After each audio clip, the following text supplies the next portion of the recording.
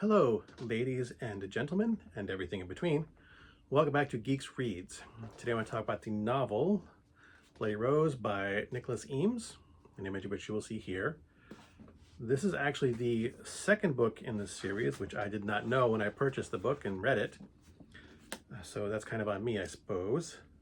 However, the characters in the first book only appear minimally in this one. And this story is not exactly a direct sequel. It takes place 6 years after, and the events of the first book are referenced several times in this book, but it's not such a direct sequel that you need the first book to really understand this one. This is a really good standalone novel by itself, which I guess is what standalone means.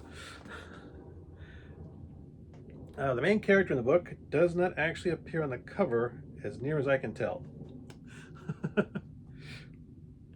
The main character is a young woman named Tam Hashford or Ashford. Her last name isn't mentioned often. She is the daughter of a pair of adventurers. However, when her mother died, her father basically became overprotective and refused to let her enjoy life at all.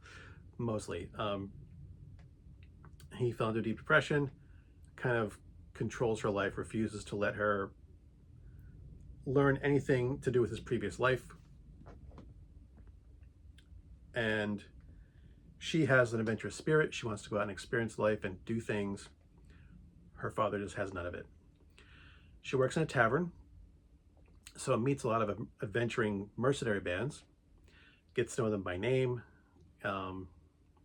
is enamored with the lifestyle, and one day she actually auditions for one of the most famous adventuring bands called Fable, the leader of which is a woman named Bloody Rose, who is here.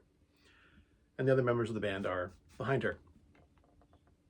She passes the audition to essentially be the group's bard. Now, the world in which this is set, mercenary bands, adventuring bands, basically, they're kind of like rock stars.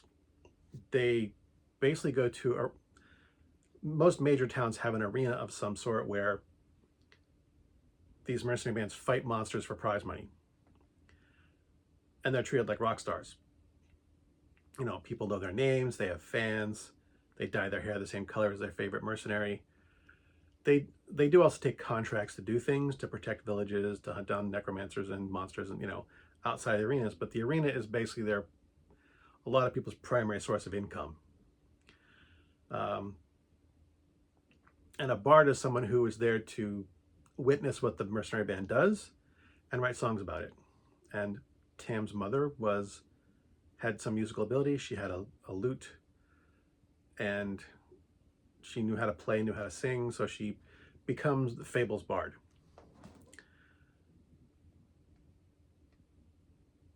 And she gets to watch them fight in the arena. She parties with them, adventures with them. And one of the things that the mercenary bands do is whenever, a monster horde forms, the mercenaries all gather up and go and defeat it and fight it. As the story opens, there is rumor that there is a new horde coming, and a lot of the merc bands are going to be wandering off to fight the horde. However, Bloody Rose has taken a contract to do something else, so she will not be fighting the horde. She has agreed to do a contract, and she will honor her word to do that. That is the basic gist of the first few chapters. And that's all the story that I'm going to spoil for now. I've given you a rough outline of the characters, or at least the main character. Bloody Rose, give you some outline of the characters. Bloody Rose is a no-nonsense, hard-fighting warrior woman. Free Cloud is also a warrior. He is her husband. Bruin here is a shaman who can take the shape of a giant bear. Kura here is a summoner who is capable of conjuring up various monsters to fight for her. And this guy in the red cloak here is Roderick. He is their booker. He's the one who books their assignments, gets their contracts, signs them up for their fights in the arena, that type of thing. So again, you know, Brune is this big, tough, heavy shaman. Kura is kind of a goth girl. Free Cloud is a member of the race called Druins, who have like rabbit ears. So, and they're basically like, they live for thousands of years. You know, he's like the wise, calm center of the group. So again, outlining the characters. This book reads like a D&D campaign. I mean, there's a little bit of humor in it, but it's more of a fun romp. It doesn't really take itself too seriously. It's just an adventure. And I had a lot of fun reading it. You know, it's not deep. There's not really a lot of philosophy here. Tam discovers that a lot of the heroes that she's idolized from these various mercenary groups are just people. And, you know, they have their flaws, they have their foibles, their weaknesses. They're not, you know, it's like anyone else, you know, meeting your heroes makes you realize that they're human like everyone else.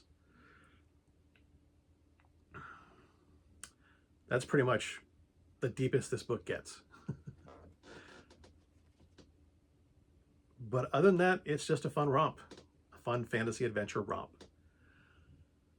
I will admit I did figure out the plot twist fairly quickly. I'm not sure if that's because it was plainly obvious or simply because I was paying attention better. I have always said that I am notorious for being a very passive consumer of media, but that I have also become more critical of it recently. So I'm never sure if the reason I figured out the plot twist is because I'm more critical of what I read, or if the books have become, if the book itself is, you know, the plot twist isn't much of a plot twist. It's pretty easy to figure out.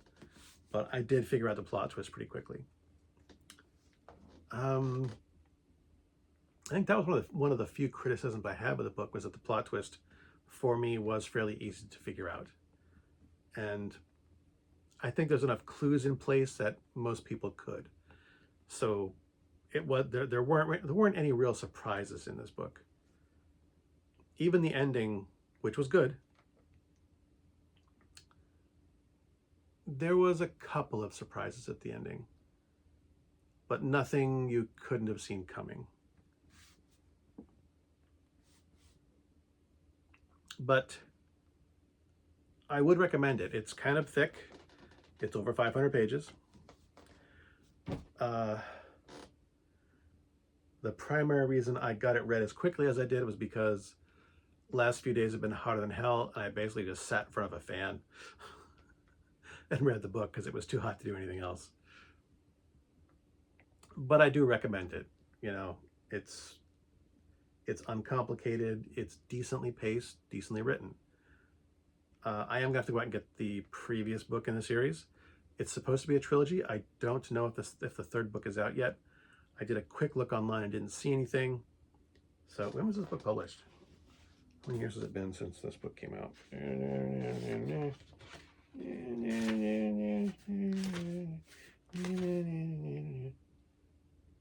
Well, this is published 2018.